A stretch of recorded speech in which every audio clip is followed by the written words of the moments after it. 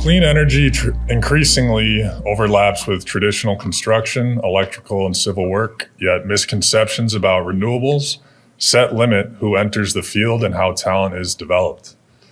This panel brings together perspectives from development, construction, and workforce leadership to explore where the biggest gaps and opportunities exist. Today, we explore how we can create careers that last through market cycles and not just short-term project booms. So first, I'd like to just say thank you for everybody for being here. We're going to start with introductions from the panelists. Can everyone hear me in the back? You good? All right, I'm not going to use the mic then.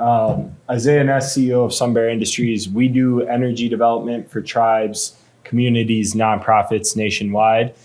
Focus on that workforce development component, but also bringing in contracting partners, several of which are joining me here today, to help these projects get built out in a sustainable way, but also create a sustainable workforce cycle within the community. And so we focus a lot on the workforce development end, and it's a crucial part to every project. And I always tell people that getting involved in energy is probably one of the best and maybe most sustainable careers you could have right now if you are on the construction side, especially if you're on the labor supply side. So I'll let these two guys give their introduction, and I appreciate everyone being here. My name is Daniel Webster. I'm the Director of Workforce Development and Community Engagement with an organization called the Wallbeck Group. So we're a heavy highway construction contractor that performs work across the Midwest. Within our organization, we have about 1,600 tradespeople and around 500 professional administrative staff. There's 7 business units that are structured within Wallbeck Group. 2 of them are primarily asphalt paving companies. So my expertise is primarily in the road building sector, but we have a heavy civil arm called Zenith Tech. They do bridge work across the Midwest. We got another company that's local to Madison, Dane County here called Parisi Construction. And then we have a couple of other smaller business units that do work too throughout the Midwest region. I'm also a United Nation tribal member.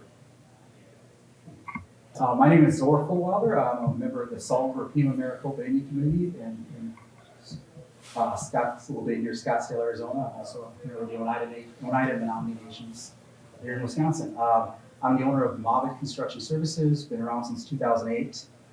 We're primarily a union commercial interiors company that does glass and glazing, flooring, walls and ceilings, and doors and hardware.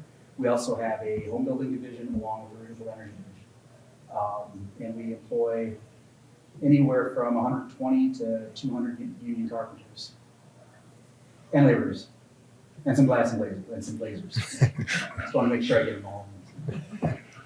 All right. So PAs will be waiting for me in the lounge. All right, thank you guys. So this question is going to be for anybody who would like to answer. Wisconsin's clean energy sector is growing, but it's also facing uncertainty from policy shifts, financing pressure, and supply chain constraints. What does workforce resilience actually mean in this moment, and why does it matter now more than ever? Yeah, I'll start that one and then kind of pivot it to these two guys that have a lot of experience working within the unions, but also just on the workforce development side. So I think the big thing is everyone in every single project we work on, like electricians are in high demand. And master electricians are the going rate with master electricians that have energy experience and even journeymans is getting to such a high demand point where the career is sustainable in itself. What I would say is obviously the political climate, the funding climate, and the financial pressure of these projects has shifted quite a bit. And so what we're trying to do now is find other solutions to make sure that progress does not slow down on the development of these projects, but also getting creative with who we involve. I think one of the benefits to the union side is a lot of the projects now are prevailing wage focused, right? And so we're pulling in labor, we're pulling in staff from unions, and I know these guys are constantly subbing out other union companies, or they're doing their own workforce development. And so I'll leave the question to them, similar to what I just addressed, but what they're seeing from the scalability on the union side. Overall, I would say the workforce, as long as we can keep the momentum on the projects going, the workforce will somewhat stabilize. But the biggest piece of advice we give to companies is not to hire based off of an intense rush of projects. There's constantly solar companies and large developers that are hiring when times are good. A couple contracts fall through, and next thing you know, they're laying off a bunch of people a week later.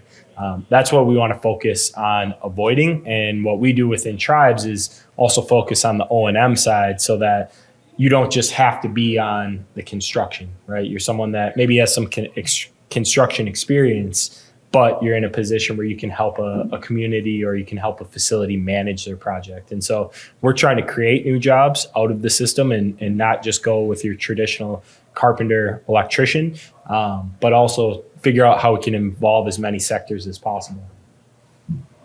Yeah, for us as a contractor, we're signatory, we're a multi-trade signatory organization. We're signatory to the laborers, to the operators, to the electrical workers, the carpenters, the cement masons, and then there's the iron workers as well.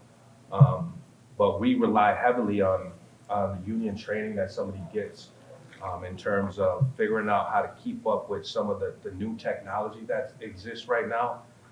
Being primarily a road building contractor, we have a lot of folks within our workforce that are also accessing new technology when it comes to training, let's say with the operating engineers. I have a young lady right now who took I think it's a PD10 course, right, with the operators. And so now she's able to kind of shift over, and being a road builder, we work seasonally. So if there's opportunities for her to do some stuff over the winter, she can figure out how to come and get some training, or perform some work, potentially pile driving on some of the projects that we're building out. So for our workforce resiliency, and it's something we thought about like even before solar, because my business depends on getting a predictable and sustained amount of production out of our employees, which is why we're in the company. It allows us to be portable and scalable, like as I was saying. So we like to keep our workforce intact. We like to have, we are in several different divisions that all employ carpenters and the other trades. We found that, we get more production out of individuals who sort of specialize in different sectors of construction, whether it be industrial, education, corrections, hospitality, casinos, sports, facilities. Where solar comes in, and our solar installation is, number one, it's a great entry point for novice carpenters. In addition to that, it's pretty easy to draw from our several divisions to bring them into solar. So it allows us to be very scalable for our installs. And it's a great tool, because it is really difficult for someone who does drywall and framing to just shoot over to flooring, and vice versa. Whereas solar,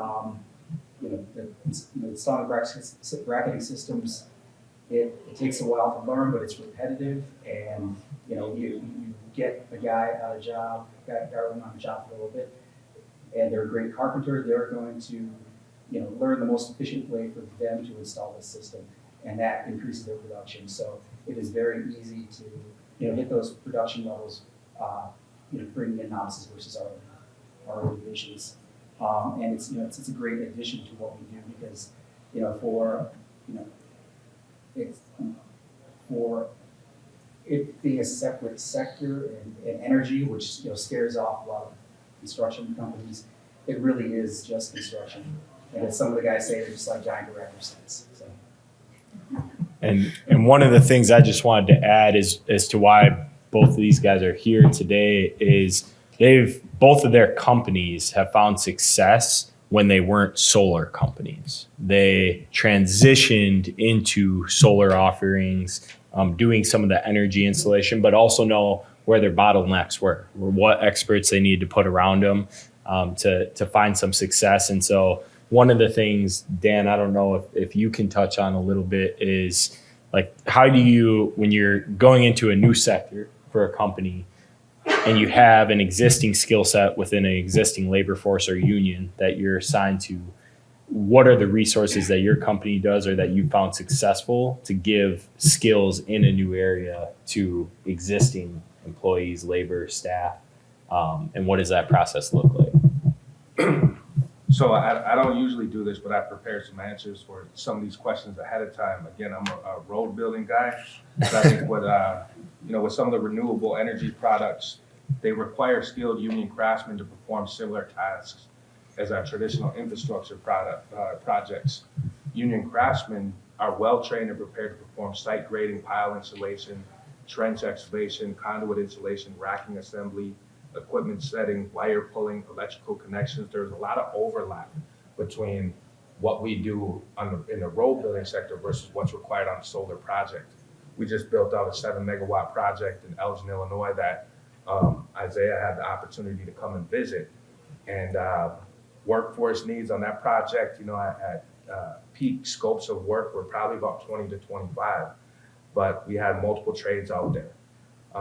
And a lot of individuals that had that same sort of skill set, like Zora said, it's construction, right? And so, when it comes to pile driving, we got a couple of operators out there that are doing the pile driving for us. We got a couple of laborers that are helping out with racking, and then electrical workers are coming in and setting panels, pulling wire and all of that type of stuff. And so that expertise, it was easily transferable when it came to building out this division as well.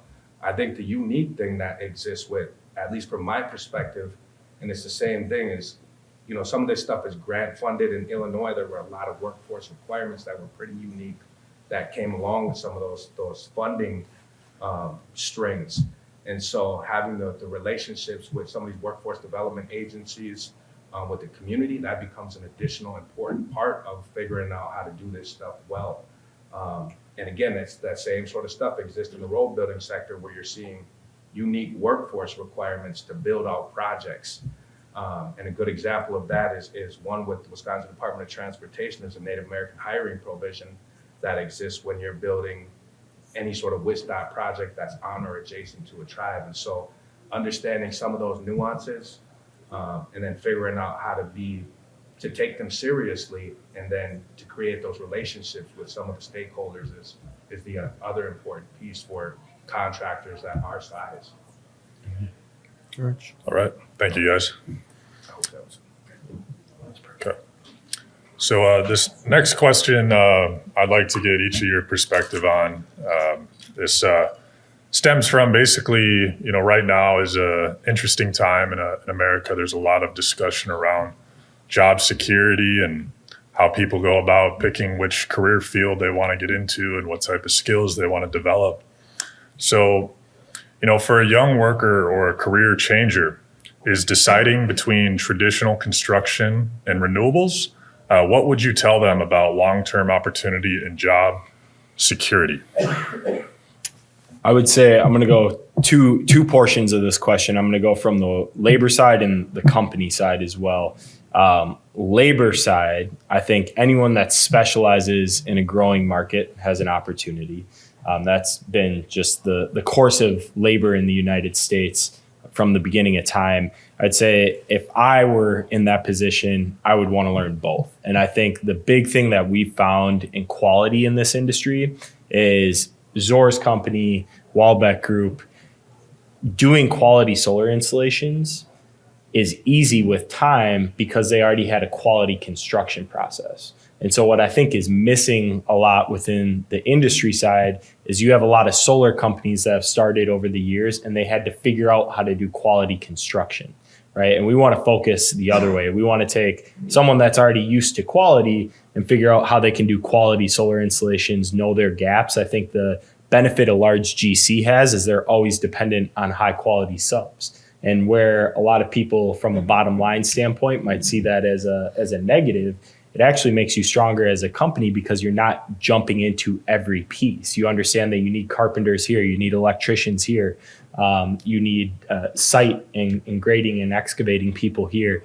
And so from a company standpoint, I think there's some success there. Going back to the labor question, I think that the opportunity right now on anyone that can do geothermal electrical, solar electrical, biomass, or large combined heat and power systems, I think that the world is really your oyster in that sense. If you can pick one of those areas, or if you can pick all of them and just run with it, just because the amount of labor that we have that is actually specialized, different than they can build it, but understands the engineering end, understands how to maintain it, can lead a project installation, is limited. And that's where oftentimes we are reliant on big companies that are large GCs to learn this stuff, because we know that they have the capabilities within the personnel, the PMs, the supervisors, to come in and actually learn what we're trying to install. And so if you're comparing traditional construction to renewables, I'm a pro renewables guy,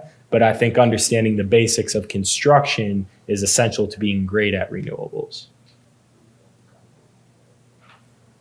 Got anything on that? No, Okay. yeah. Okay. Yeah, we can have a follow-up question for Zor. From a contractor's perspective, how has renewable energy changed the way construction firms think about workforce planning and skill development? Boy, Dan asked me this right before I came in here. Put me on the spot. I don't know so much as it's changed the course so much is it's a great tool for us to, especially in the the communities we serve. It's a big component of what we do is workforce development in tribes and rural communities. It's a great place to start people as an apprentice, to get them used to being on a job site, get them used to working at, like as I was saying, that that commercial construction level of quality and adherence to schedule and professionalism. Puts them in a position to learn that skill set, so they can, if they want to be, transitioned into some of our other divisions and work in other sectors, or stay in, become an expert at solar installation, lead those crews, and that's we really see it as a very useful tool to bring people in. Awesome. All right, this question is for Isaiah. So Sun Bear works closely with tribal nations and rural communities. How does workforce development and renewables differ in those contexts, and what lessons apply statewide that you have learned in your experience working with tribal nations? I touched on this earlier, but I would say the big difference we have between renewable construction and general construction, you build a facility like this, there is not much O&M that can be built for like local community, right? You can do janitorial services, you can do cleaning services. There are jobs that be created by building a facility like this. Whereas when we get into renewable projects, there's almost always a workforce development opportunity just in the maintenance end in a variety of ways. We have people coming in doing landscaping. We have people that are coming in checking tie power installations. And then we have our technical O&M people that are flying drones, that are doing heat tests, that are inspecting inverters, doing troubleshoots. And so I would just say that the difference between a general construction and renewables is that we're in a spot where the amount of workforce development opportunities is very significant. And so what we really focus on, especially with tribes, is figuring out what are all the resources around us that can play a role in this, regardless of if we're actually going to use them on a project or if we're going to open up that opportunity. We want to understand, hey, is this someone that could potentially participate? Is there a role for the landscaper in this project? Is there a role for someone that is doing trenching work in this project? We just try and incorporate as many things as possible into each job while still making sure it's efficient. Just because someone can do a piece on a project doesn't mean that they're going to, but we want to at least understand what the resources are and the capabilities. This next question is for Dan. So, Dan, you do a lot in retention, and you see a lot of turnover, especially in road work. With that experience, how can what role do contractors and employers need to play, not just training institutions and retaining talent, especially in the energy industry, that you could see applicable to the energy industry, given your experience at Walbeck? There's a lot of pieces that I think that contractors need to play in workforce development. One of the things that's always frustrated me personally is when, we make these huge investments in workforce development and then individuals get to actual work and they end up washing out, either because of culture or different barriers that might have existed that they were unaware of. One thing that we really leverage is our relationships with certified pre-apprenticeship providers here in the state of Wisconsin. I think there's right around 24, 25 certified pre-apprenticeship providers. One of the bigger entities that exist is WRTP Big Step out of Milwaukee. They just received a $10 million grant to expand in Northeast Wisconsin, Northwest through Ascendium.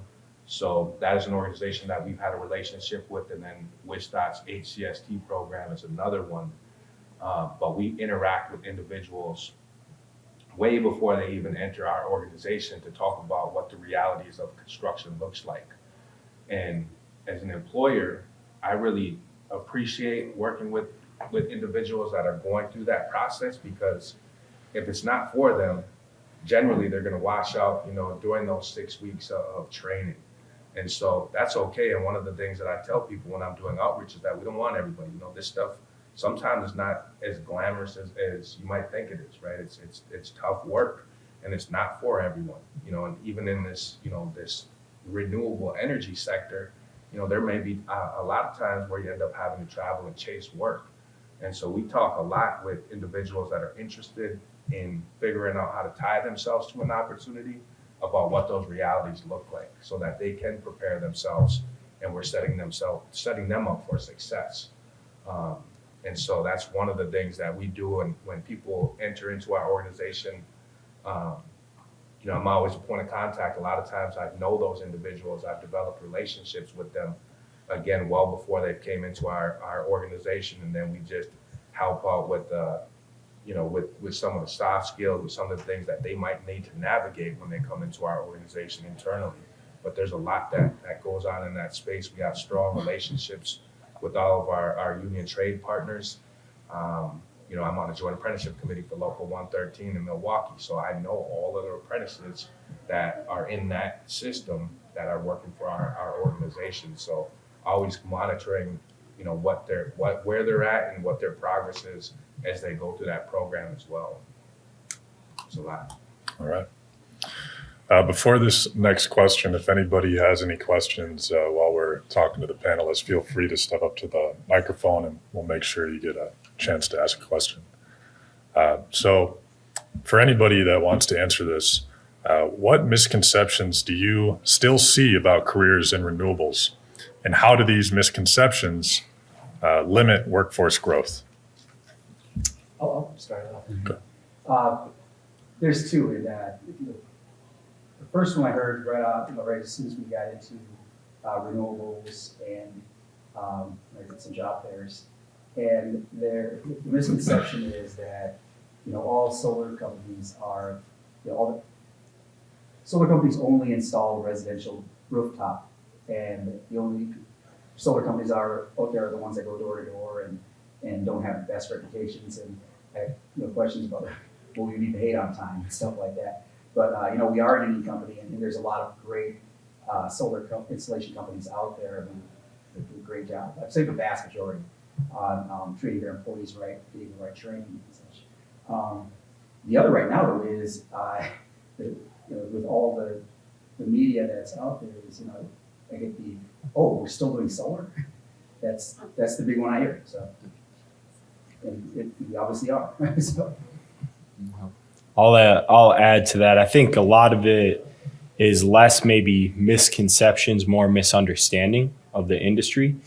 Touching on that point that I said earlier about just overall workforce stability, it was a career that when it was presented to me on the construction side in the first place, it was like you are going to work May through October, and then you're going to be done in seasonal climates, and you're basically going to be laid off. And you may or may not have projects year over year. I think that obviously the industry has gone through a lot of ups and downs as far as availability and demand. And I think that's where union labor has been able to stabilize a little bit more, because guys are able to freely move through companies a little bit easier than they would in the private job market. But I would say just a lot of it has been a misunderstanding of how stable the technology is. And also how stable the industry can be if we can get to a calm regulatory environment, a calm incentive environment, and probably just a calm economy as a whole. And so we deal with a lot of misunderstanding, I'd say, more than misconception. I got a funny one that I did when we first met. People used to think solar was only for like hippies and guys in a rural cabin working on their manifesto. And since changed. Sorry, that's the first thing you told them. Yep. Yeah, so this next question is for Zor and Isaiah. You guys have been able to do some work together, and I was curious if you can speak on some of the successes you guys have seen with carpenters and doing renewables work, and some of the hardships you've seen where the learning curve tends to be too much, and what specific carpenter skills have you guys seen that have been able to become most applicable to the solar industry? I think the most applicable skill is, a good carpenter, experienced carpenter, can adapt to the job, can look at a system, a building system, and figure out the most efficient way to do it, and teach the rest of the crew these things. And we got to watch on our first solar installations how they, the first one took them a while, and they think in terms of putting together things like because I don't do it every day. So they start creating their own ways to make themselves more efficient, and by the end of the project, they had their own system for the installation that they understood and that kind of made up, which is very similar to our fixtures installations or other jobs that have repetitive assemblies. What was the rest of the question? Yeah, if you're able to talk about experience based on sizes of projects and what you've seen work and not work, and how you can learn from that. Don't move too quickly, I guess. The workforce is quick to adapt, but you have to, especially in the beginning, pay special attention to their quality of work, extra attention to quality control, production, and create a culture where asking questions is okay, and start developing people in-house that are extremely skilled. And the other side of this, aside from the actual installer, is getting project managers that are flexible and willing to learn, and that really, you really want somebody who's passionate about doing this, because they'll put that extra attention not only into the management of the project, but in training the individuals and learning from their mistakes and learning how to be more efficient. Like many people that started in solar, I had a variety of companies that did a lot of residential and commercial installations, and electricians were it. There's a couple of general laborers every now and then, but we would be 2 to 3 electricians per crew, journeyman apprentice, maybe a master was there, maybe not. And I always just assumed that was the way it was done, and that was the standard. And we had started on doing some projects in Minnesota where they basically had banned carpenters from participating in a heavy fashion on solar installations.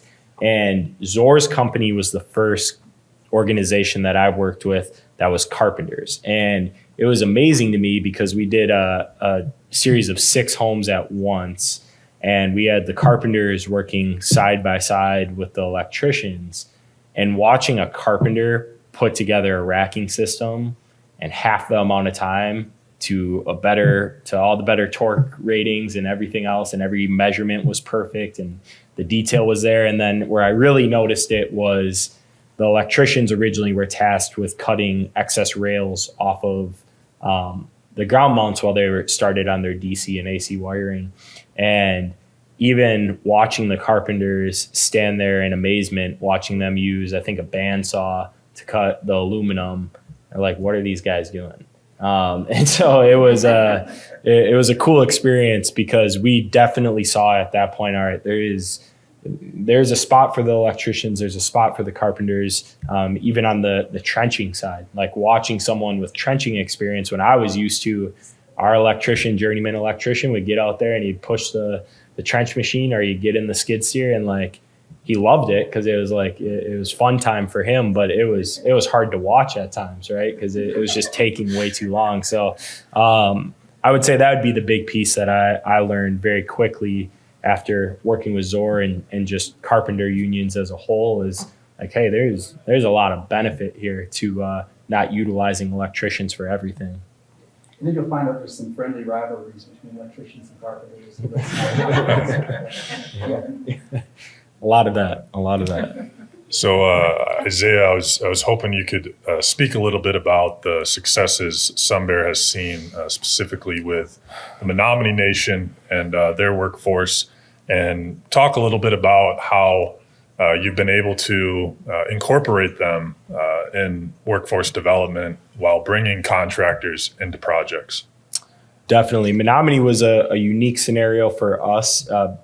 This was a community that had done solar, and they had very unclear terms with their solar contractor at the time. And so one of them was operation and maintenance and commissioning. There's a different process a little bit because the PSC doesn't necessarily govern tribes. And so there's a learning curve there where a tribe technically has the authority to initiate their own PTO, but they should do it with the utility because there are utility assets involved.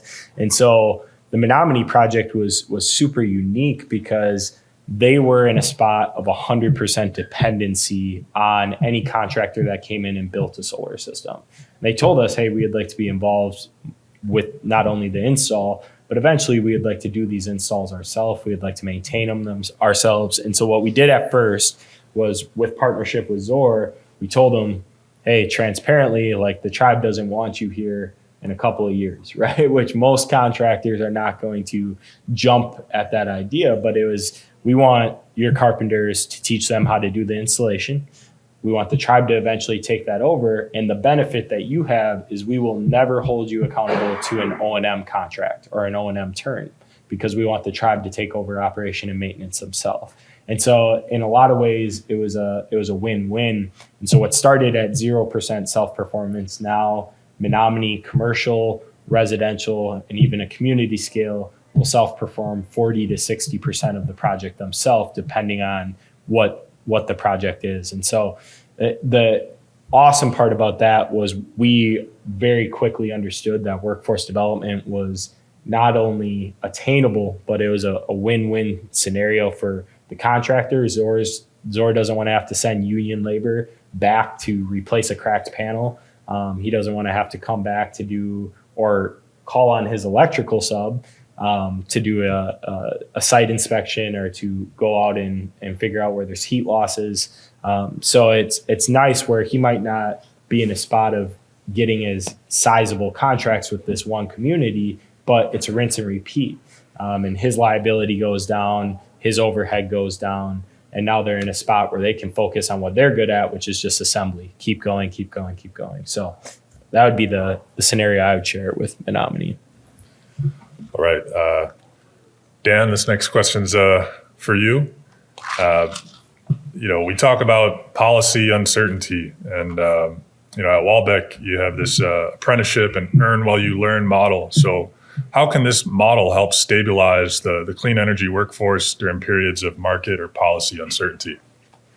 Yeah, I think with the cost of education continuing to increase and I guess there being some concern with individuals wanting to tie themselves to that traditional career path, registered apprenticeship has become I wouldn't say an alternative, but because one of the things that I think is a misconception about registered apprenticeship is that if you go through registered apprenticeship, you don't go to college, right? But you can do, doesn't have to be this or that, it can be this and that. And so if individuals decide to, go right from high school through a registered apprenticeship program, and figure out how to work with their hands, gain a skill set, and then eventually go back to school, they can do those things. But registered apprenticeship has become a really robust system for individuals to immediately make some money, to come into the workforce, to build their skill set, and then also to fold that into doing other things. So I myself came out of a certified pre-apprenticeship program. That's how I got out on the road. Ended up going back to school. I had an associate's degree when I started, got my bachelor's degree, and then I ended up working in HR, supporting two different business units. But I hadn't seen myself there, but registered apprenticeship is a really strong system. I don't know if the group knows here, but it started here in Wisconsin. We have a record high number of apprentices right now. I think in the certified pre-apprenticeship world, in 2025, we had over 1,100 graduates. Active apprentices right now in the state of Wisconsin is it's over 18,000. Hopefully we can push into 19,000, which would be a record number going into 2026. But continuing to use that model, thinking about bridging from, leveraging youth apprenticeship into certified pre-apprenticeship, and then figuring out how to build long-term sustainable career paths through RA, I think helps to address some of that. Awesome. Thank you, Dan. So this next question's a little bit loaded, but whoever would like to answer this next question, we, again, on policy uncertainty, we talk about community solar, and a big term we've seen in the industry is energy sovereignty. So, with all of that together, policy, community solar, energy sovereignty, how can energy sovereignty and community solar create workforces that can create job security and generational careers within communities? I would say the main reason why we all are here for Renew is that policy and regulation side, hoping that they can bring a voice to the table to bring some stability, but also open up some opportunities. I think the tough part about scaling on the solar side right now and making the job and labor market as a whole more sustainable is we don't have a lot of clarity in some areas. And so your big solar companies are doing residential, commercial projects. Community solar isn't a thing in Wisconsin yet, right? So the closest thing that we have is tribes that are biting it off on a microgrid standpoint, and communities that are doing 20 houses at once, doing 30 houses at once, and acting in that community solar end. I think the one piece that we're hoping will get through the state end is that approval of community solar, because that opens up your job market, not only from the standpoint of job availability, but every single community in the state of Wisconsin could benefit from a community site, regardless of size. And with that being said, you need that labor force that can do that repetitive work, that consistent work, and do it well. And so what we're hoping for is some policy stability. Obviously, hopefully Renew can help lead that charge. But within the environment right now, I think the best thing you can do to stabilize workforce and job opportunities is, if you're on the company side or the owner side, sustainable scaling practices, not hiring based off of dollar amounts, but hiring based off of solidified construction schedules. If you are on the labor side, getting one of those technical skills under your belt, working with a union to get a specific certification in a specific activity, or it's going out and doing a private certification, a NABCED certification, or something similar to that. And then just getting your hands dirty and getting into the projects. And so I think it all comes down to experience. But unfortunately, I don't think anyone in this room has the ability to single-handedly influence policy. So we're all just hoping that it works out. But I think on the workforce side, And on the development side, that's where the consistency amongst enough big companies, enough big partners, the desire continuing to grow unions, the demand will build itself, and eventually they'll have to fall in line on the policy and regulation side. All right. This next question is for Zor.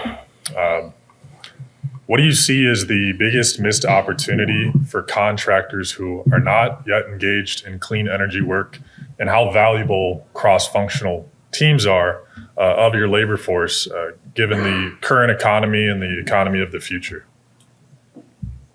What are they missing out on?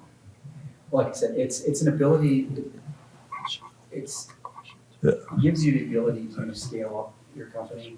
Like I said, it's a great entry point for marketers. It's also, it could be, like with Marvin, we were not into home building until we got into renewables.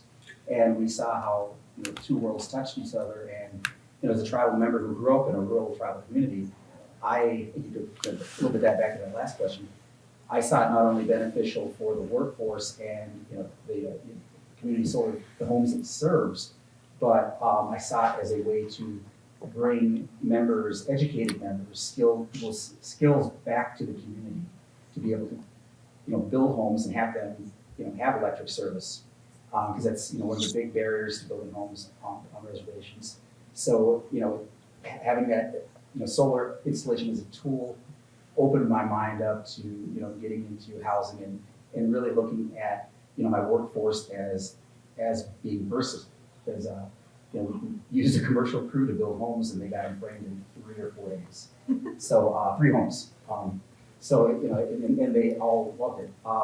The other is, it gave me the opportunity, and I'm not saying this is going to happen, but to look at, going into maybe another trade. Would be really helpful if we had a master electrician on staff. And in that case, if we get one master electrician on staff and get set up properly with the union for that, why not have 2 or electricians in it? But that's a step that a company could take because they'll be exposed, to that market. But yeah, it's a great opportunity for both scalability and getting into other sectors of the economy, and a great tool to build tribal communities, in not just the housing inventory, but add inventory to that, which will add a much needed middle class to tribal and rural communities. Thank you, Zor. All right, so we got a few minutes left. So if there's any questions, we can take a couple of questions from the audience. All right. All right, then I guess we got one here. I'll put a question. All right. Hi, my name is Samara, and I work a lot with the K-12 space, and so I was listening to Dan, and we were talking about youth apprenticeships leading into registered apprenticeships. So that's really awesome to hear you saying that, because that's something that we talk about. But going back earlier in the conversation, if we're looking at the soft skills versus the technical skills, which one do you value more? Because we are trying to communicate to our middle school and high school students, these are skills you need if you want to go into the trades, but which one do you really want us to focus on? I know you need them to measure and they need to show up on time. You got those 2, they're top of the list. What else do we need to know? That's a really good question. And you might get a couple of different responses depending on who you talk to, but in my experience and the way that I've interfaced with some of these programs, the soft skills almost seem to be more important than some of the certifications that they're receiving. First of all, if you can't figure out how to show up on time, you have a bad attitude, all of those types of things, you can't interview well, you're not going to get a job to start off with, right? And so those soft skills get you through the door. And I think that in that on-the-job training environment, the thing is that is super important is you're learning from your peers, right? And so you have to be able to master those soft skills in order to be successful working through that on-the-job training portion of, a a youth apprenticeship program, a registered apprenticeship program, whichever it may be. And so a lot of times these folks will have all these certifications, but if they don't have the soft skills, they're not gonna land that job anyways. You know, what I always tell people is, if you can do those three things well when it comes to being reliable, having a good attitude and willingness to learn, then I can create a journeyman operator out of one of those individuals. I can build a journeyman carpenter out of one of those individuals. And so that's my response, but you know, you might get a different response from someone else. But in my experience, those are the type of individuals that I would prefer to work with over somebody that hasn't really focused on that soft skill side of things. I'm gonna add to that a little bit, again, going back to like the business side of it, like production. My best crews are the ones that are able to communicate with each other, that understand they're part of a team, they're accountable and responsible to each other, and that are professionals. They treat each other like professionals and treat customers well. And if you put all that together, these crews, when they work together, and they tell themselves that these jobs are fun. You know, they get that team spirit going. They're hitting their production. They're having a good time doing it because they're experiencing success daily, and they're around people that they can trust and respect. Yeah, and the technical stuff, you know, it is important as well. But, you know, a lot of times too, they're gonna go through that stuff. If they work their way through a registered apprenticeship process, a lot of that stuff they're gonna get access to probably again. I think one of the bigger issues that we're seeing as an employer, especially with younger folks, and we have this discussion with the Milwaukee public school system just recently, is driver's license. You know, and so that's the other huge thing that we're running up against is issues when it comes to young folks being able to not only obtain their license, but also to take care of it so that when they do work through that application process, you know, they're not dispositioned because they have, you know, a lot of moving violations that are gonna work against them. I'm a little short, so I'm like, sorry. So you already touched on community solar. Unfortunately, some of the larger construction unions came out against that legislation. If I bring an individual union member to a meeting with my legislator, am I like breaking an unspoken rule? Like, what is your advice, knowing that that's the industry that's the problem we're dealing with, right? Yeah, I would say, and I know we are running out of time, so we'll take the next question after that. But My question is kind of related, Okay. actually. well, Knowing that, like, the carpenters, operators, laborers, and IEW oppose the community solar bill, like, I heard what you said about, like, the potential for workforce. Like, what do you think is the disconnect? yeah, from my perspective, like, you're talking about unions that have been around for a long time, and I think what had happened, because we are not the state of Minnesota, for example, where prevailing wage is required on a lot of these bills, it was hard to explain to a outdated generation in a lot of scenarios this new concept and the fact that they would have opportunity to work in this new concept. Because the whole conversation 5-10 years ago was the unions was a dying thing, that people aren't going into the unions anymore. And so a lot of that came at the same time that energy was growing. And I think that those two things were connected as if they are the same, and that the growth of energy is somehow going to negatively impact the unions. I think any union contractor will tell you, especially the ones that are involved in solar, that they're not going to go and block this stuff. Now, the union reps themselves, you know, a lot of times you're dealing with a lack of education there. And so what we're hoping is that we can diversify these programs a little bit and get more representation from a variety of different communities, from a variety of different of locations, where it's not the same tradition that the union was in the past, to help promote a new light for the union.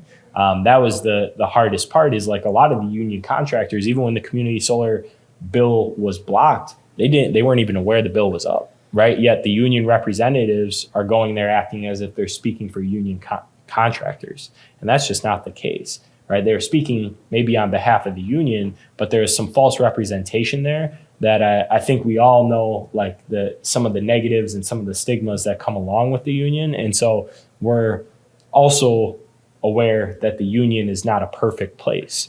And so we're really trying to focus on that end and make sure that through representation, through workforce development, a lot of these mindsets, again, have to fall in line and have to change. All right. Well, unfortunately, we are out of time. So thank you, everybody, for being here. And let's give it up for these guys.